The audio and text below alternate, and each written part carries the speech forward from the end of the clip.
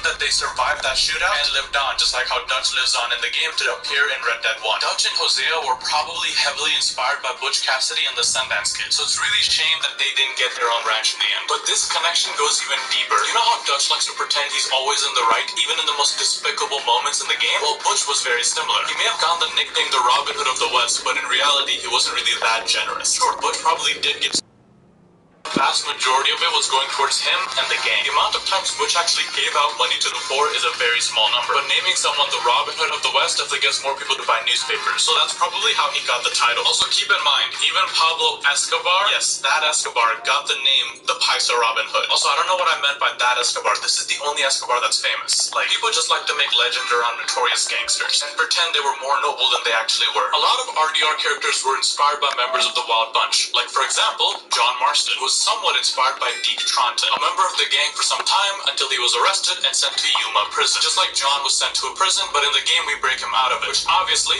never happened in real life. Because imagine trying to break someone out of a prison as an outlaw in real life. Like, you're getting shot and you're not going to respond. The Wild Bunch has been immortalized in a 1969 film, and I think this film, as well as another film, Tombstone, inspired a lot of stories in this game. Now, I already covered Dutch, Hosea, and John, so let's cover John's wife, Abigail Roberts. Another member who comes from the Wild Bunch is Rose Dunn. Rose Dunn fell in love with George Bitter Creek Newcomb, one of the most notorious members of the Wild Bunch with probably the goofiest name I've ever heard. He was involved in a shootout with Bitter Creek and the gang against a group of U.S. Marshals, which they somehow survived, and then they went into hiding, and she nursed many of the members back to health.